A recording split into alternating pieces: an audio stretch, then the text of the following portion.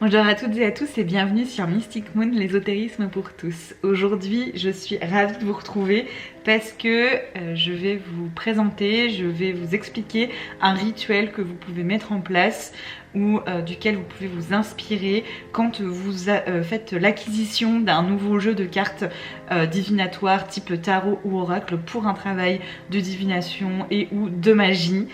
C'est un rituel qu'on me demande beaucoup, à savoir qu'est-ce que je fais une fois que j'ai un jeu en main. Et en fait, je vous fais cette vidéo aussi parce que j'ai reçu un nouvel oracle pour lequel j'ai eu un très gros coup de cœur, assez rare, et du coup je suis très contente. C'est un oracle qui m'a été envoyé par Alliance Magique qui s'appelle Histoire de sorcière, et donc dans cette vidéo je vais aussi en profiter pour vous présenter cet oracle. Pour vous expliquer comment va se dérouler la vidéo, je vais du coup juste vous montrer le moment où j'ai déballé le jeu pour commencer, parce que ça a été une très belle expérience et que Alliance Magique a fait un travail de fou pour les envois presse. Et du coup voilà, c'était vraiment trop beau, j'avais trop envie de le partager avec vous. Après ça, du coup, je vais vous expliquer le rituel de comment on peut créer ce lien et qu'est-ce qu'on fait quand on reçoit un nouveau jeu. Enfin, je vais vous présenter l'ensemble du jeu pour les personnes qui sont intéressées. Donc je vais vous présenter carte par carte et vous expliquer, en fait, vous donner des explications sur comment et pourquoi il a été créé. Donc je vous laisse d'abord avec l'unboxing de cet oracle parce que c'était juste magique, et on se retrouve très vite juste après pour le rituel de présentation, consacration, purification avec son nouveau jeu d'oracle ou de tarot.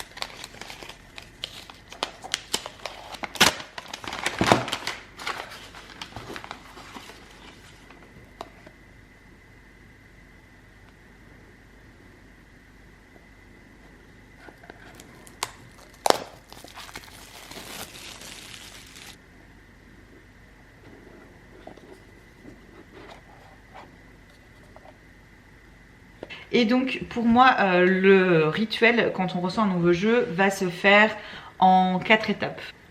Donc je vais vous expliquer les 4 grandes étapes du rituel et ensuite je vais vous les détailler un petit peu plus une par une. Pour moi, il y a d'abord une étape de purification, ensuite de comprendre comment et pourquoi vous allez travailler ensemble avec un tirage.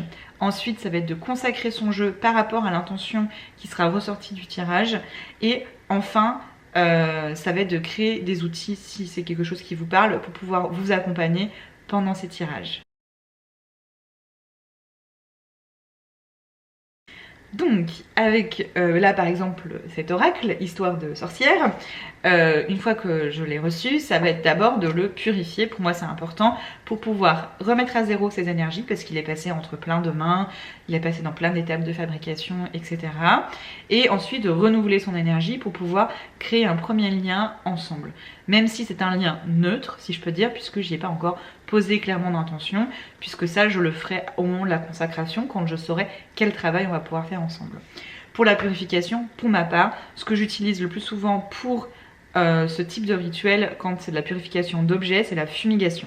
Donc j'ai purifié le jeu avant de faire la vidéo, puisque pour moi un rituel, c'est pas juste là par exemple de purification, de passer son jeu dans la fumée de l'encens. Ça va être d'entrer dans un espace-temps sacré, de se concentrer et de s'accompagner de visualisation, d'accueil des émotions. En fait, on est complètement investi corps, âme, cœur, esprit dans un rituel, et c'est pas juste des étapes les unes à la suite des autres, c'est comment on est investi dans ces étapes. Donc pour moi c'est compliqué de le faire là comme ça en vidéo, mais pour vous donner l'explication, c'est que moi j'ai utilisé un charbon incandescent avec des plantes de mon jardin, des choses assez neutres, une bougie blanche, donc couleur neutre aussi, le blanc, pour pouvoir m'accompagner pendant tout le long du rituel. Et donc j'ai passé d'abord la boîte du jeu, parce que là on est sur une boîte dure, en plus une boîte qui est magnifique, je vous la montrerai un peu plus après, parce que là vous voyez pas grand chose. Une boîte qui est magnifique et je sais que du coup mon jeu va toujours être dans cette boîte, donc pour moi c'est aussi important de purifier cette boîte, puisque c'est elle qui va protéger le jeu et c'est elle qui va nourrir l'intention du jeu quand je ne l'utilise pas, qui va continuer de nourrir le lien de magie. Je vous expliquerai à la fin comment vous pouvez faire également pour continuer ce travail là. Ensuite ça va être de purifier chacune des cartes, et donc c'est vrai que la fumée, je trouve que c'est pratique pour pouvoir passer les différentes cartes dans le jeu. En général je fais une première étape, que ce soit pour la boîte ou pour les cartes, où je tourne d'abord dans le sens inverse des aiguilles d'une montre pour pouvoir remettre à zéro les énergies, et ensuite je recharge les énergies avec, pour créer ce lien entre lui et moi en allant dans le sens des aiguilles d'une montre. Tout simplement. Vous pouvez bien sûr utiliser n'importe quel autre type de purification, comme par exemple par le son, par la visualisation. Moi, la fumigation, c'est quelque chose qui fonctionne très très bien pour moi, donc c'est ce que j'utilise. Mais bien sûr, n'hésitez pas à adapter. Ça, c'est pour la première étape. La deuxième étape, une fois que le jeu est purifié, c'est de lui poser des questions. Donc on va lui poser pour moi 4 questions. Bien sûr, il y a plein de façons de faire, hein, c'est ma méthode. Ma méthode, c'est que mes 4 questions, la première c'est qui es-tu ? Qui es-tu ? Même si en soi, il a déjà son identité puisqu'il a été créé par ici 2 autrices, Deborah Blake et Elisabeth Alba, qui ont créé ce jeu, qui lui ont donné une identité et une vocation, si je peux dire. Pour autant, je trouve que c'est quand même intéressant d'aller lui reposer la question. Une fois qu'on a posé cette première question, la deuxième question, c'est quel travail on va faire ensemble ? Sur quoi en fait on va travailler ensemble. Ça aussi c'est important parce que en fonction des personnes ça va être différent. En effet, on n'est pas tous au même endroit sur le chemin, on va pas dans la même direction, on n'a pas les mêmes expériences, on n'a pas les mêmes pratiques. Forcément que le travail que je vais faire moi avec cet oracle va être différent de vous, et du coup c'est important de le définir parce que sans ça, ça va être difficile de savoir quel type de tirage vous allez pouvoir faire ensemble et comment vous allez pouvoir le faire ensemble, mais ça j'y viens juste après, c'est la troisième question. Moi j'ai déjà fait le tirage, donc pour savoir comment je tire les cartes, je vous invite à aller voir une vidéo sur notre chaîne YouTube où je vous montre comment je tire les cartes, donc c'est pour ça que je ne l'ai pas montré ici. Ça aurait été beaucoup trop long. Par exemple, sur qui es-tu, j'ai tiré cette carte qui est juste incroyable. Où en fait, sur qui il est, il y a l'aspect je suis là pour lancer. Je suis pas là pour être que dans l'imaginaire et dans le fantasme. On est là pour faire des choses concrètes. Et je suis là pour lancer, et dans la pratique sorcellerie, dans la pratique magique, en lien avec la divination. Bref, plein de beaux messages que j'ai reçus dans ce tirage. Sur ce sur quoi on allait travailler ensemble, je vous donne mon exemple, comme ça va peut-être vous aider à comprendre. Pour moi c'est la récolte, donc le travail qu'on va faire ensemble c'est de récolter. Donc c'est très en lien avec la première carte, de se dire on est là pour... aller dans la matière et récolter les choses concrètes, avancer concrètement, matériellement sur le chemin. La troisième question que moi je pose, c'est comment on va travailler ensemble, parce que le comment peut aussi être très différent en fonction des personnes et aussi du pourquoi. C'est-à-dire que ça peut être par exemple des tirages quotidiens d'une carte, ça peut être des tirages beaucoup plus complexes, ça peut être sur aussi comment on va se préparer au tirage. Ça peut être aussi plutôt dans une pratique magique. on va l'utiliser en représentation sur son hôtel ou par exemple pour ma part en méditation. Donc j'ai tiré cette carte de la méditation et du coup c'est très complémentaire avec le reste.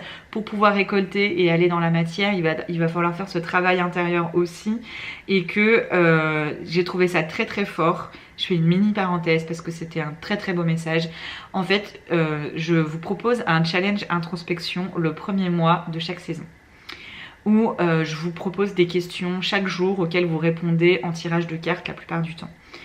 Et je suis donc en train de finaliser celui de décembre, où on va travailler sur le sujet des états de conscience modifiés. Et que je vous ai préparé une méthode de méditation et d'état de conscience modifiés avec les cartes. Et je n'arrivais pas à savoir quel jeu j'allais utiliser pour moi et pour vous présenter ce challenge. Et quand j'ai tiré cette carte, ça a été tout de suite une évidence. C'est avec ce jeu-là que je vais travailler pour ce mois de décembre et que du coup, il y a cette idée d'entrer en état de conscience modifié pour aller chercher des réponses dans ce jeu et que l'état méditatif va m'être d'une grande aide. Donc voilà par exemple mon comment. Donc du coup je vous ai déjà pas mal annoncé comment on va travailler ensemble parce que si vous ne le saviez pas, les challenges introspectifs sont ouverts à tout le monde, accessibles à tout le monde et je vous en parle bientôt en vidéo, en article et je vous accompagne tous les jours en décembre sur Instagram dans ce challenge. Dernière question que je pose toujours, c'est là tout de suite maintenant quel message tu as envie de me faire passer.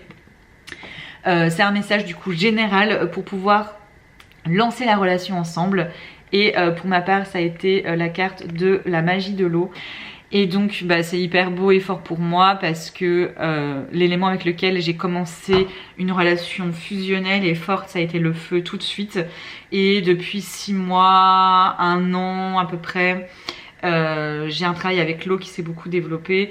Je me suis installée vivre en bord de mer et je travaille de plus en plus avec l'eau et du coup recevoir la carte de la magie de l'eau, c'est très significatif pour moi et ça rejoint beaucoup cette carte là aussi. Je rentre pas dans les détails parce que c'est pas le plus important. Et sachez aussi que, juste quand même pour vous dire, j'ai une carte qui a sauté. J'ai battu les cartes une fois et il y a une carte qui a sauté tout de suite. La première fois que je bats les cartes de ce jeu. Donc j'ai trouvé ça hyper beau aussi et très touchant.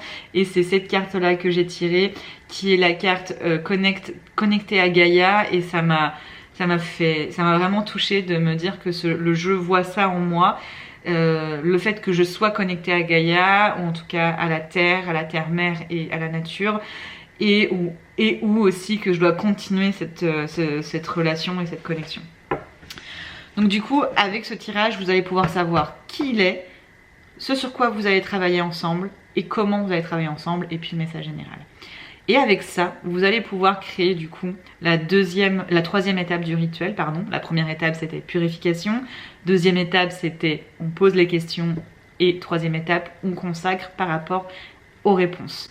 Rituel de consacration, je vais pas vous en faire un là non plus parce que je vous en propose un qui est aussi sur notre chaîne YouTube où je consacre un bijou avec les 4 éléments. Ce que je vous conseille c'est d'adapter ce rituel où je vous explique vraiment tout étape par étape, donc je reviens vraiment pas là-dessus ici, mais je vous invite à l'adapter en fonction des messages qu'il va y avoir dans votre tirage. C'est-à-dire qu'on ne consacre pas tous les outils de la même manière et que ça va dépendre du pourquoi et de l'intention magique, du pouvoir magique qui va lui être consacré. Donc moi par exemple, son pouvoir magique c'est un support, une aide pour m'aider à concrétiser, à passer à l'action pour pouvoir récolter. Et donc pour moi, entre la carte avec Gaïa et les 2 cartes sur l'eau, la carte de la récolte, il est évident pour moi qu'on est autant sur l'eau et la terre, la matière et le subtil, qu'il y a une espèce de complémentarité des deux très forte et que c'est dans cet objectif-là que je vais consacrer ce jeu. Et donc le comment je vais le consacrer va être adapté par rapport à ça. L'objectif de consacrer, c'est du coup de rendre cet outil magique, de passer à c'est juste un jeu à c'est un outil magique qui va m'accompagner, qui va me guider sur ce sujet-là que vous avez défini ensemble par le tirage.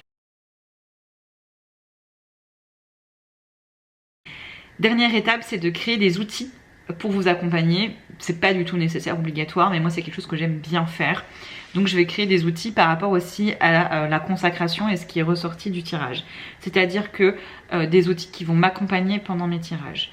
Exemple, de choisir une bougie. Moi, c'est important pour moi de toujours commencer un tirage en allumant une bougie et en éteignant ma bougie. Je vous l'explique dans ma vidéo comment tirer les cartes, comment je tire les cartes plutôt. Et du coup, potentiellement, je vais consacrer, ou en tout cas, je vais choisir une bougie spécifique pour les tirages avec ce jeu-là. J'ai aussi pu créer des encens pour m'accompagner avec un tirage, avec un jeu. Là, par exemple, pour le jeu que j'ai choisi pour le mois de novembre, pour le mois d'octobre, pardon, sur le travail avec les ancêtres, j'ai aussi créé une huile communiquer avec mes ancêtres et je me passais cette huile sur mon troisième œil et sur le bout de mes doigts avant chaque tirage. Donc il y a plein de façons en fait de créer des outils pour renforcer le lien à votre jeu en rapport avec ça. Là typiquement tout ce que je vous ai dit là, on est sur le feu, on est sur l'air, alors que moi là mon jeu il est très clairement relié à la terre et à l'eau, donc je vais adapter les outils par rapport à ça. Peut-être que je vais choisir une pierre plutôt pour m'accompagner, peut-être que je vais créer une eau florale pour m'accompagner, ce genre de choses. Dernier petit truc que je peux vous donner pour pouvoir continuer de nourrir votre jeu, de cette énergie magique, de cette consacration du travail que vous allez faire ensemble, c'est, j'ai pris un bout de papier qui traînait, hein, d'écrire sur un papier l'intention l'intention magique de cet outil, de cet oracle ou tarot. Ou alors ça peut être un sigil, ou alors ça peut être un symbole, et que vous glissez ensuite dans la boîte du jeu. Et ça c'est du coup assez simple à mettre en place et ça permet de vous accompagner, de continuer de créer, de nourrir ce lien. Voilà pour le rituel, j'espère que ça vous aura inspiré, que ça vous aura plu pour pouvoir eh bien, créer ces liens avec vos jeux et savoir comment travailler avec ces jeux. Je pense que en tout cas, si j'avais deux choses à absolument retenir de ce rituel, c'est la purification et le tirage. La consacration et les outils, c'est du plus en fonction de si vous travaillez en magie ou pas avec ces outils-là. Et ça va peut-être aussi dépendre du tirage et du résultat du tirage que vous allez faire.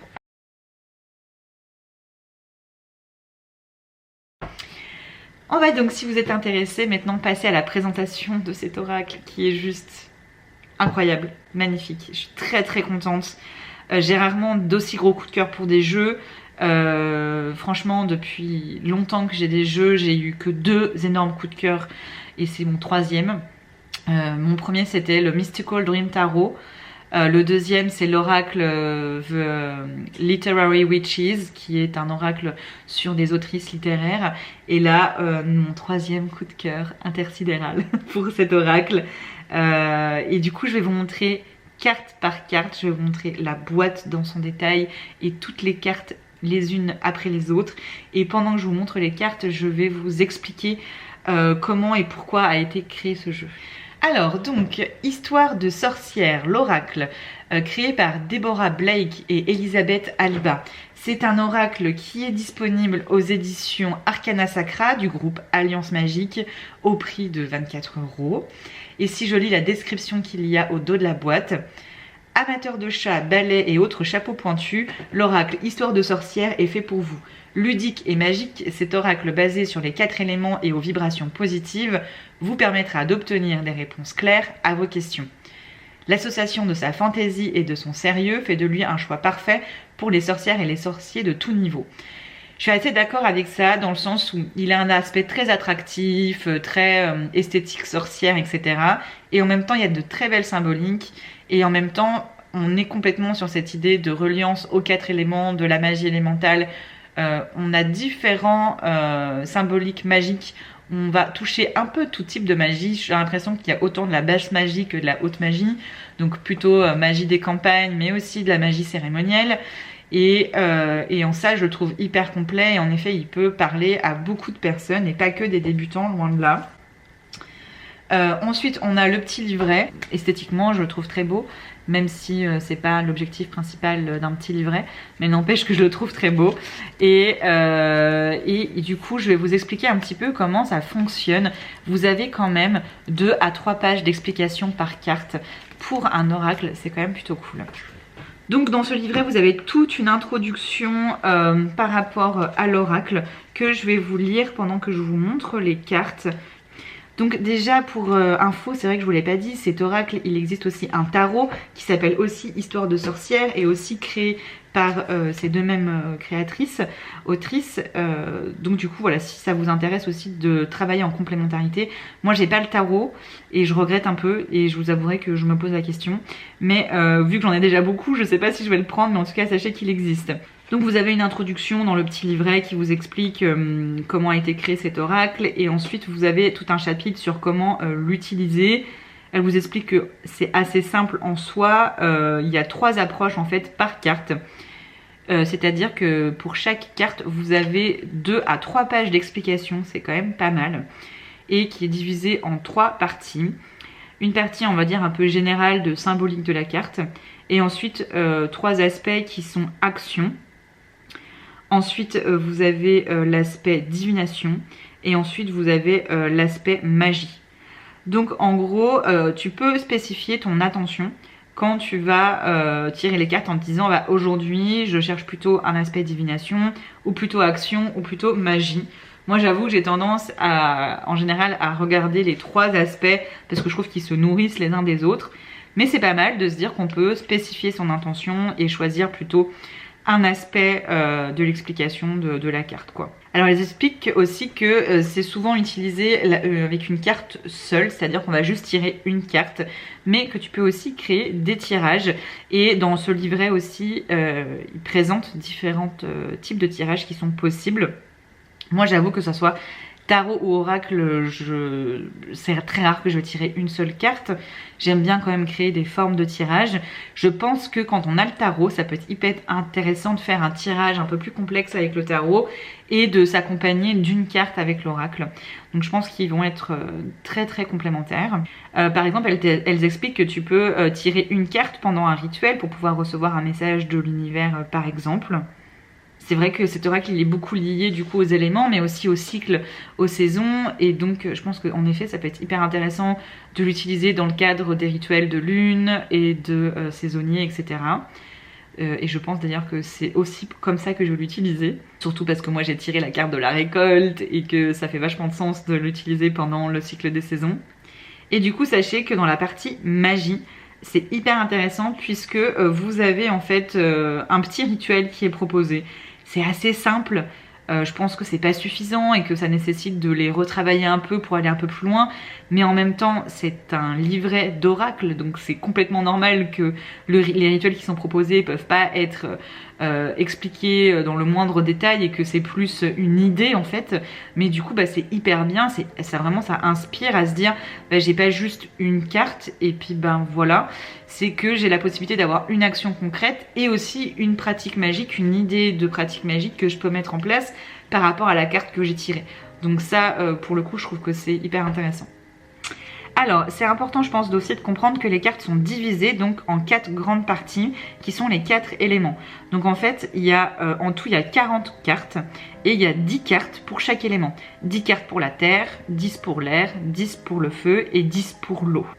Et que donc le numéro de la carte rentre aussi en ligne de compte dans l'interprétation. Si on tire la carte 1 de l'élément feu ou la carte 4, ça apporte aussi du sens, puisque la carte 1 va être en fait une introduction à l'élément, alors que la carte 2 va être plutôt sur l'idée du travail intérieur, la numéro 3 plutôt autour de la méditation, etc. etc. Donc au-delà que ce soit divisé en 4 grandes parties des éléments, il y a aussi le fonctionnement des numéros qui a été pris en compte pour apporter comme un voyage, un chemin initiatique à travers chaque élément. Ça, je trouve que c'est hyper bien pensé.